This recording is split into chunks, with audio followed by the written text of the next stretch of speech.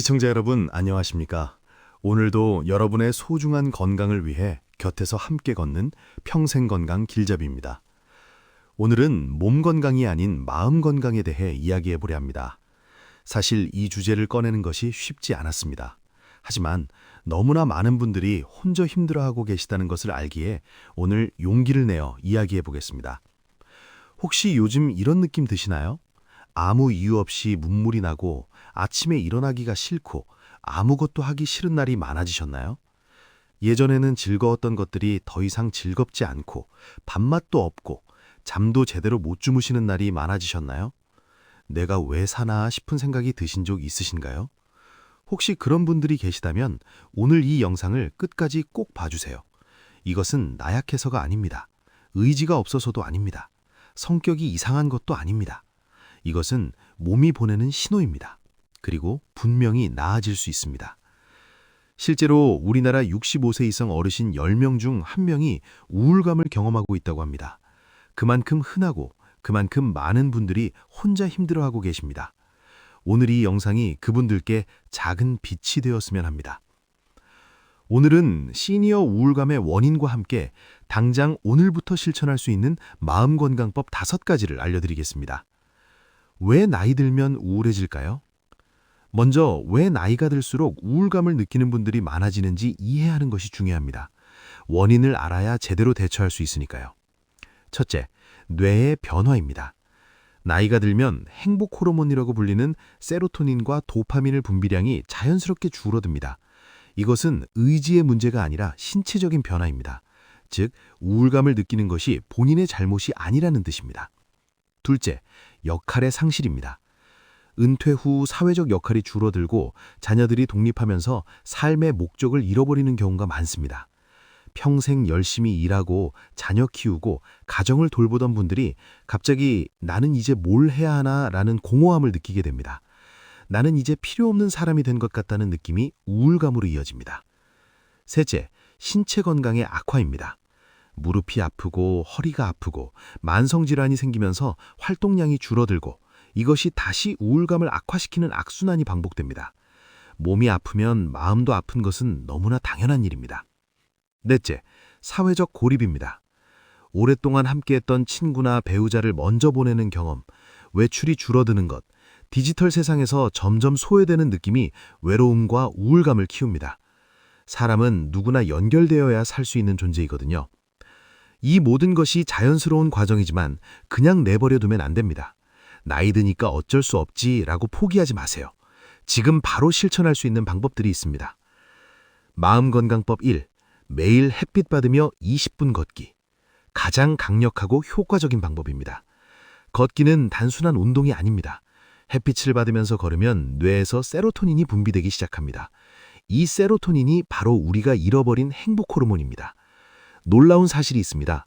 연구에 따르면 하루 20분 걷기가 항우울제와 비슷한 효과를 낸다는 결과도 있습니다. 부작용도 없고 돈도 들지 않는 천연 항우울제인 셈이죠. 거창하게 생각하지 마세요. 운동복을 갖춰 입고 헬스장에 갈 필요 없습니다.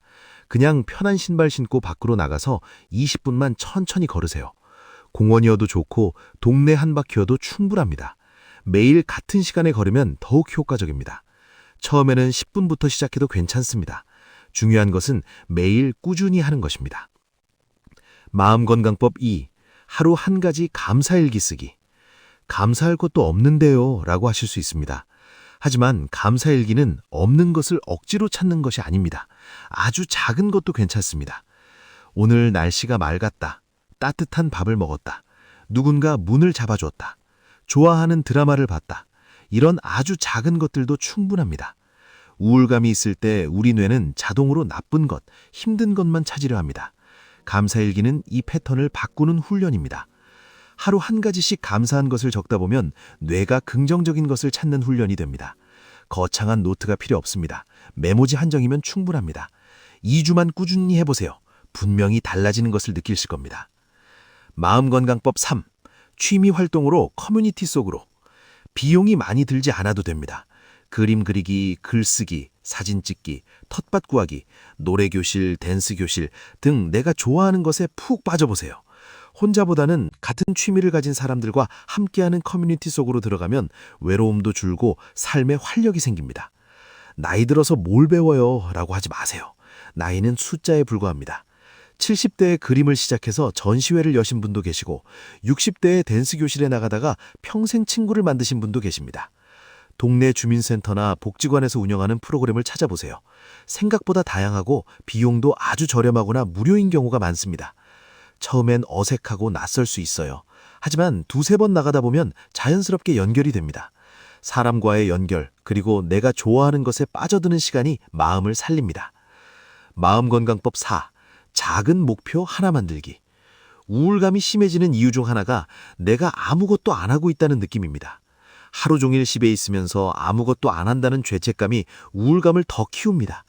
이것을 바꾸는 가장 좋은 방법은 아주 작은 목표를 만드는 것입니다. 오늘 화분에 물 주기, 좋아하는 드라마 한 편 보기, 집 주변 한 바퀴 걷기, 오래된 친구에게 문자 한 통 보내기, 이런 아주 작은 것들도 좋습니다. 목표를 달성했을 때 느끼는 작은 성취감이 도파민을 분비시키고 이것이 쌓이면 우울감이 서서히 거쳐나갑니다. 오늘 하루 딱 한 가지만 정해보세요. 그리고 해내세요. 그 작은 성공이 내일을 바꿉니다. 마음건강법 5. 전문가의 도움받기. 마지막으로 가장 중요한 이야기입니다. 우울감이 2주 이상 지속되고 일상생활이 힘들 정도라면 반드시 전문가의 도움을 받으셔야 합니다. 정신과는 무서운 곳이라는 생각을 버려주세요. 나는 미친 사람이 아닌데 라는 생각도 버려주세요. 마음이 아프면 마음 전문의를 찾아가는 것이 당연한 일입니다. 몸이 아프면 병원에 가는 것처럼요. 요즘은 동네 정신건강복지센터에서 무료로 상담을 받을 수 있습니다. 전화 한 통이면 예약할 수 있고 전문 상담사와 대화만 해도 훨씬 마음이 가벼워집니다. 혼자 힘들어하지 마세요. 도움을 요청하는 것은 용기 있는 일입니다. 자, 오늘 알려드린 시니어 마음건강법 5가지를 정리해드리겠습니다. 첫째, 매일 햇빛 받으며 20분 걷기. 둘째, 하루 한 가지 감사일기 쓰기. 셋째, 취미 활동으로 커뮤니티 속으로. 넷째, 아주 작은 목표 하나 만들기. 다섯째, 힘들면 전문가의 도움받기. 마음 건강은 몸 건강만큼 중요합니다. 아니, 어쩌면 더 중요할 수도 있습니다. 마음이 건강해야 몸도 건강하게 돌볼 수 있거든요. 오늘 영상을 보시면서 이거 내 얘긴데 라고 생각하신 분들이 계실 겁니다. 그분들께 이 말씀을 드리고 싶습니다. 지금 이 순간 힘드신 것 충분히 당연합니다. 하지만 이것은 반드시 나아집니다. 오늘 딱 한 가지만 시작해보세요. 20분 걷기도 좋고 감사일기 한 줄도 좋습니다. 천천히 한 걸음씩 나아가세요. 여러분은 혼자가 아닙니다. 평생건강 길잡이가 항상 여러분 곁에서 응원하겠습니다. 오늘도 활기차고 건강한 하루 되십시오. 영상이 도움이 되셨다면 구독과 좋아요 눌러주시고 소중한 분들께도 공유 부탁드립니다. 지금까지 평생건강 길잡이였습니다. 감사합니다.